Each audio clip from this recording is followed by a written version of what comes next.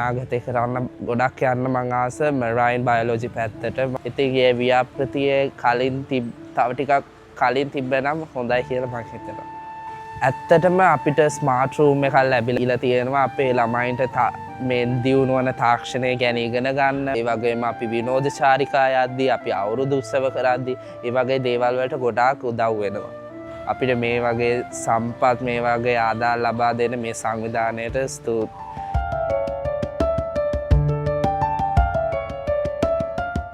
මගේ නම දරින්තා විශ්ම, මට අවුරුදු 16යි. මම ඉන්නේ 11 ශ්‍රේණියේ. මේ අවුරුද්දේ අන්තිම දෙසැම්බර් මම O level කරනවා. පාසලේ ගොඩක් පෝෂණ ගැටලු තිබ්බා. ගොඩක් ළමයි උදේ රැස්වීමේදී කලන්තේ දාන ඒවා ඒ වගේ ගොඩක් ගැටලු තිබ්බා. ඉතින් මේ ව්‍යාප්තිය ආරම්භ වුණාන් පස්සේ ඒ වගේ ගැටලු ගොඩාක් තුරන් වෙලා ගිහිල්ලා තියෙනවා.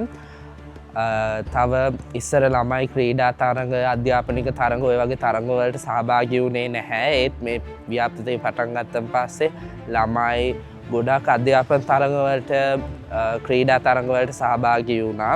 ඉතින් ඒ වලින් ජයග්‍රහණය කරලා තියෙනවා. ඉතින් මේ ව්‍යාපෘතියේ යම්කිසි පෝෂණ මට්ටමකුත් දියුණු වෙලා තියෙනවා මේ නම ළමයින්ගේ. ඉතින් ඒ ව්‍යාපෘතියේ කලින් තව ටිකක් කලින් තිබ්බනම් හොඳයි කියලා මම හිතනවා. අපිට හැම දහවලකදීම පෝෂදායී දිවා ආහාර වේලයක් හම්බ වෙනවා. අපි යම් කිසි උත්සව තියද්දී ඒ වලට අපිට ගොඩක් ආධාර ලැබෙනවා. අපිට ඇත්තටම අපිට ස්මාර්ට් රූම් එකක් ලැබිලා තියෙනවා අපේ ළමයින්ට මේ දියුණුවන තාක්ෂණය ගැන ඉගෙන ගන්න, මේ නව ටෙක්නොලොජි එක මේක පාවිච්චි කරන්නේ කොහොමද කියලා ඉගෙන ගන්න ස්මාර්ට් රූම් එකක් වගේ දේවල් දීලා තියෙනවා. ඒ වගේම අපි විනෝද චාරිකා යද්දී, අපි අවුරුදු උත්සව කරද්දී ඒ වගේ දේවල් වලට ගොඩාක් උදව් වෙනවා.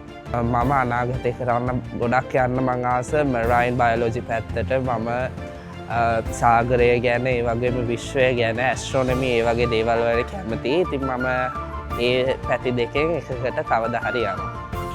මේ පාසලේ ළමයින්ට කියන්න තියෙන්නේ අපි දැනටමත් ඉංග්‍රීසි තරඟ, ක්‍රීඩා තරඟ වලින් දීලා තියෙනවා. පළවෙනි 2 3 ස්ථාන නෙමේ, පළවෙනි ස්ථාන. ඉතින් මං කියන්න කැමති මේ ලබා දෙන සම්පත් හරි විදියට පරිහරණය කරලා අනාගතේ සුන්දර කරගන්න කියලා.